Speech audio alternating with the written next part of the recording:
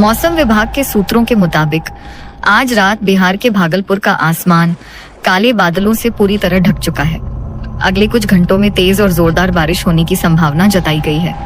ठंडी हवाओं के साथ गरजती बिजली और बादलों की गड़गड़ाहट का सिलसिला भी जारी। रात तक होने वाली इस बारिश से तापमान में गिरावट दर्ज की जाएगी। वहीं शहर के निचले इलाकों में जलजमाव की स्थिति बनने की आशंका भी बनी हुई है। मौसम विभाग ने नागरिकों से अपील की है कि सुरक्षित रहें और अत्यावश्यक कारण के अलावा घरों से बाहर न निकलें। अरे ये बारिश भी ना हर बार बिना बुलाए मेहमान की तरह चली आती है। लगता है इस बार भी ये बारिश मेरा सारा काम धंधा चौपट कर देगी। अरे अशोक दा, क्या हो गया? ये इतना ज्यादा गुस्सा आखिर किस पर उतार रहे हैं? अरे राजू, आजा आजा पोता, इधर ही बैठ जा। अरे दादा, आपने बताया ही नहीं। आप इतना गुस्सा आखिर किस पर कर रहे थे? अरे पोता, क्या बताऊं, जो फसल मजदूरों से कटवाई थी लगता है वह पूरी बारिश में भीग जाएगी। अभी अभी रेडियो में सुना कि तेज बारिश होने की संभावना है।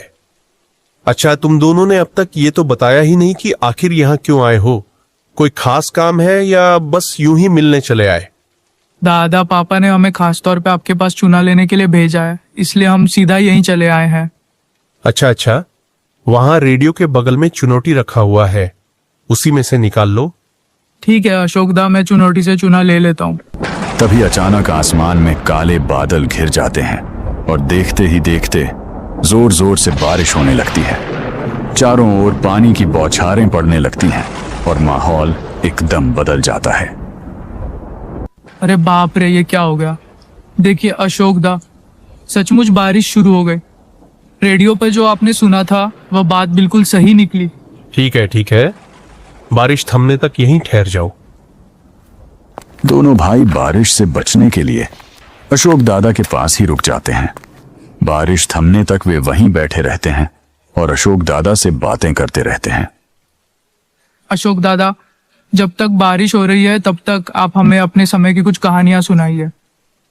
मेरे जमाने की कहानियां मुझे ज्यादा तो याद नहीं है, लेकिन एक ऐसी कहानी है जिसे जब भी याद करता हूं तो आज भी डर लगने लगता है। तो दादा, अब वही डरावनी कहानी सुनाइए।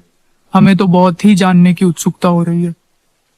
यह कहानी उस समय की है जब मैं तुम्हारी ही उम्र का था और तभी पहली बार सुनी थी। उस जमाने में शादियों में डीजल गाड़ियों का नामो निशान तक नहीं होता था। सिर्फ बैलगाड़ियां चला करती थीं और दूल्हा दुल्हन को पालकी में ही ले जाया जाता था।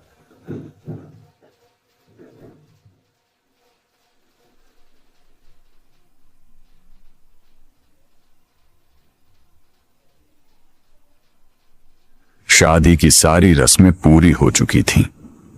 दूल्हा दुल्हन पालकी के अंदर बैठ चुके थे। दो व्यक्ति पालकी को उठाकर आगे बढ़ने ही वाले थे कि तभी एक बूढ़ी औरत पास आकर पालकी के भीतर बैठे वर वधू से कहने लगी, देखिए कुटुंब, रास्ते में पालकी से बिल्कुल भी नहीं उतरना है, सीधे घर पर ही उतरना है। और ध्यान रहे, पीछे मुड़कर देखिएगा भी मत। ठीक है दादी माँ, मैं आपकी इस बात का ध्यान रखूंगा।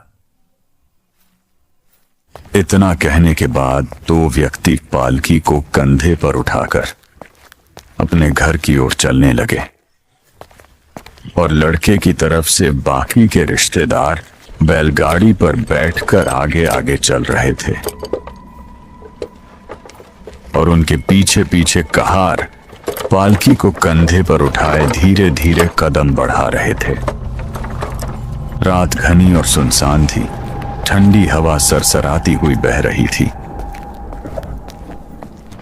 कभी कभी बादलों के बीच से चमकती बिजली रास्ते को रोशन कर देती थी। बूढ़ी औरत की कही हुई बात उनके मन में बार बार गूंज रही थी। काफी समय बीत जाने के बाद आगे आगे चल रही बैलगाड़ी धीरे धीरे दूर होती चली जाती है। रास्ता लंबा और सुनसान होने के कारण उसकी खड़खड़ाहट की आवाज भी धीरे धीरे कानों से ओझल हो जाती है और पीछे रह जाती है सिर्फ पालकी। जो धीमे धीमे अपने कदमों से आगे बढ़ रही होती है। अरे कहार भैया, जरा पालकी रोक दीजिए, बहुत प्यास लग गई है।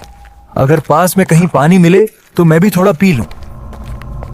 पालकी के अंदर बैठे लड़के को प्यास लगने के कारण कहारों की वहीं रोक दी।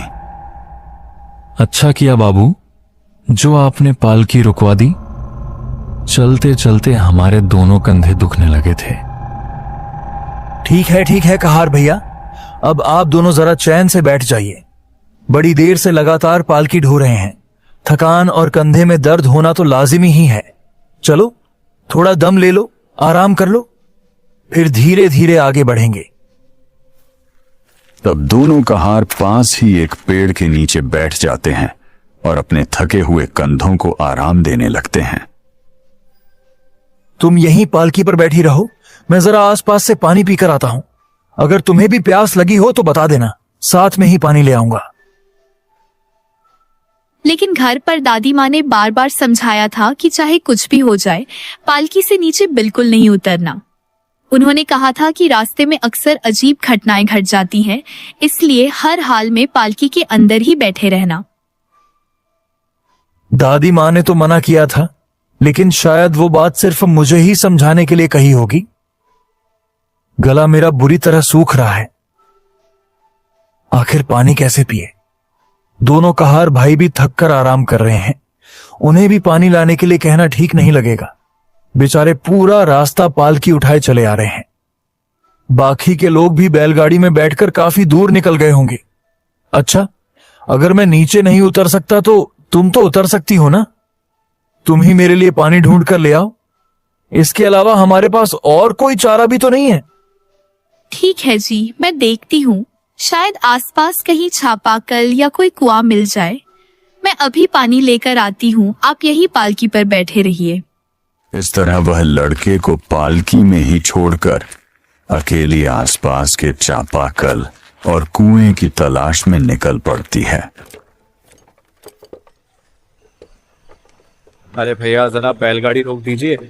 लगता है हम सब बहुत दूर आगे निकल आए हैं, पालकी कहीं दिखाई ही नहीं दे रही है। ठीक है, बैलगाड़ी यही रोक देता हूँ। आप सभी लोग थोड़ा हल्का हो जाइए, तब तक पालकी भी उधर से आ जाएगी।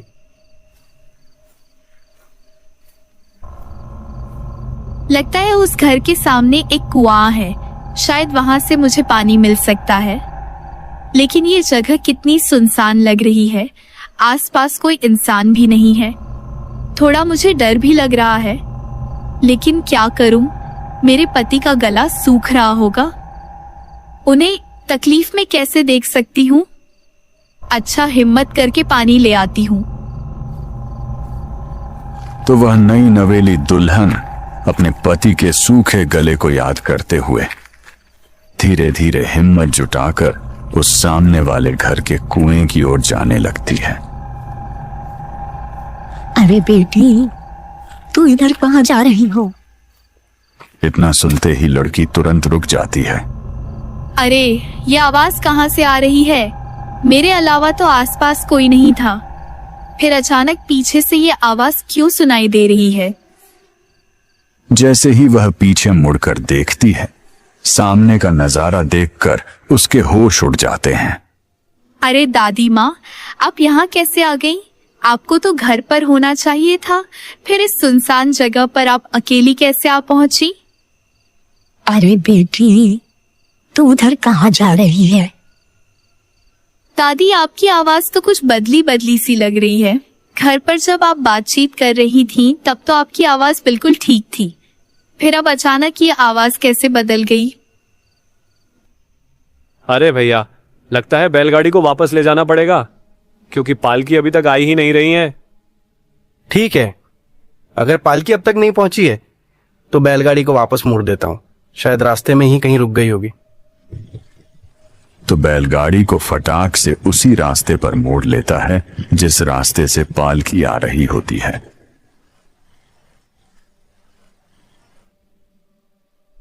ये मेरी पत्नी आखिर कहां रह गई? अब तक तो उसे पानी लेकर लौट आना चाहिए था। काफी देर हो रही है, दिल घबराने लगा है, कहीं कुछ अनहोनी तो नहीं हो गई। अरे दादी, आपने बताया नहीं कि आपकी आवाज इतनी बदल कैसे गई। ओ बेटी, जरा मेरा गला खराब हो गया है और मुझे भी बहुत प्यास लगी हुई है। कुआं तो पास में ही है दादी माँ, चलिए वहां से पानी पी लीजिएगा, नहीं तो आपका गला और ज्यादा खराब हो जाएगा। तो वह बुढ़िया भी उसके पीछे पीछे उसी कुएं के पास जाने लगती है जो सामने दिखाई दे रहा होता है।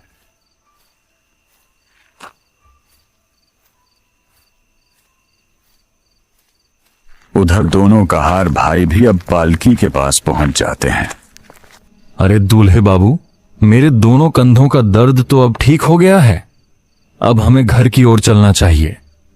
नहीं नहीं कहार भैया, अभी तो हम घर की ओर नहीं जा सकते।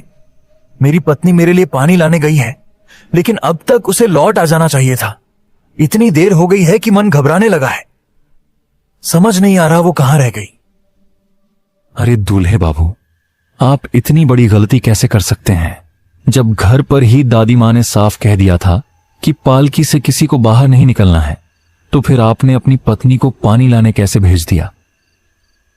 अरे कहार भैया, ये सब बातें तो बाद में भी हो जाएंगी, लेकिन अभी सबसे जरूरी है मेरी पत्नी को ढूंढना। वो कहां रह गई है? अब तक लौट आना चाहिए था। कहीं रास्ते में कोई परेशानी तो नहीं हो गई? चलिए उसे ढूंढते हैं। नहीं नहीं दूल्हे बाबू, आप पालकी पर ही आराम से बैठे रहिए। घर से निकलते समय दादी माँ ने भी कहा था, इसलिए उनकी बात को अनदेखा नहीं करना चाहिए। आप चिंता मत कीजिए, हम दोनों आसपास अच्छी तरह देख लेते हैं कि आपकी पत्नी कहाँ रह गई है। फिर दोनों कहार भाई ये अलग अलग दिशाओं में उसे ढूंढने निकल पड़ते हैं, ताकि जल्दी से जल्दी पता चल सके कि दुल्हन आखिर कहां रह गई है। उधर ये दोनों भी धीरे धीरे चलते हुए उस कुएं के पास पहुंच जाते हैं। दादी, मेरे मन में यह सवाल बार बार घूम रहा है कि आप अचानक घर से यहाँ कैसे आ गई? जब मैं निकली थी तब तो आप घर पर ही थी, फिर इस सुनसान जगह पर अकेली कैसे पहुंच गई?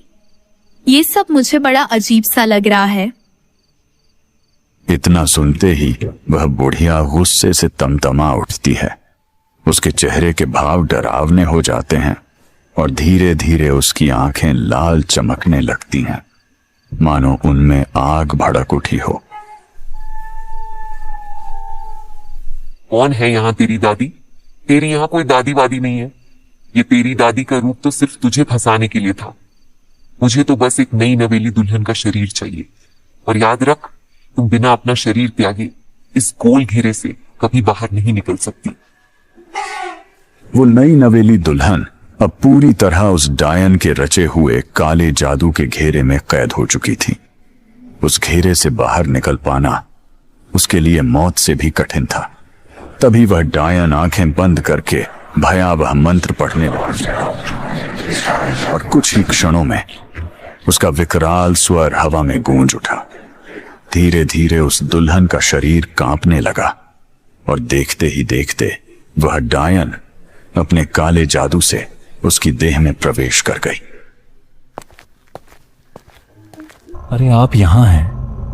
मैं तो कब से आपको ढूंढ रहा था। समय काफी हो गया है, अब जरा जल्दी कीजिए। दूल्हे बाबू पालकी पर आपका बेसब्री से इंतजार कर रहे हैं।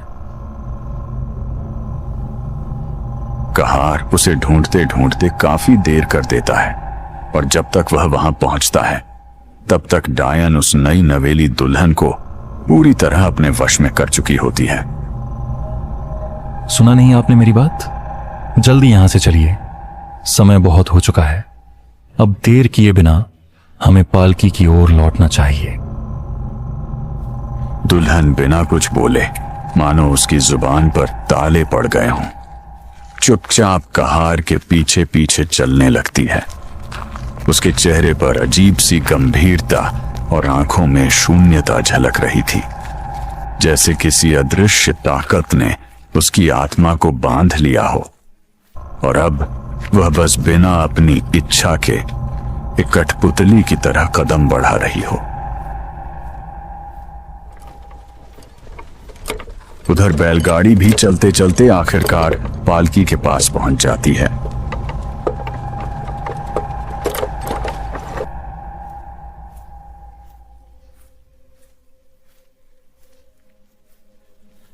यह लीजिए दूल्हे बाबू, आपकी पत्नी कुएं के पास खड़ी थी। इतनी देर कैसे हो गई? कुएं के पास आखिर कर क्या रही थी? और ऊपर से पानी भी नहीं लाई। आपसे तो एक छोटा सा काम भी ठीक से नहीं हो पाया। अब ज्यादा समय बर्बाद मत कीजिए, जल्दी से पालकी पर बैठ जाइए, बहुत देर हो चुकी है। वह बिना कुछ कहे चुपचाप जाकर पालकी पर बैठ जाती है। अरे भैया, तुम लोग यहीं क्यों रुके हुए हो? सब खैरियत तो है ना? कहीं पालकी में कोई दिक्कत तो नहीं आ गई? आखिर मामला क्या है? नहीं नहीं, सब ठीक है। बस मुझे जरा प्यास लग गई थी, इसलिए थोड़ी देर के लिए रुकना पड़ा। अच्छा, ठीक है ठीक है। बैलगाड़ी में पानी रखा हुआ है, आप वहीं से पी लीजिए और फिर जल्दी से चलिए, रात काफी हो चुकी है। तब सभी लोग पानी पीकर तरोताजा हो जाते हैं और वहां से अपनी यात्रा आगे की ओर बढ़ा देते हैं।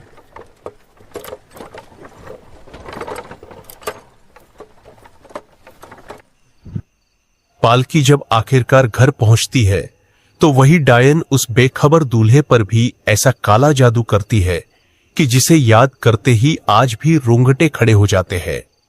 अरे, अब तुम सब लोग घर जाओ। देखो, बारिश भी थम चुकी है और रात भी काफी गहरी हो गई है। आगे की कहानी किसी और दिन आना, तब सुन लेना। ठीक है दादा, घर पर सभी लोग मेरा इंतजार कर रहे होंगे। कल मैं जरूर आऊंगा ताकि आगे की कहानी आपसे सुन सकूं।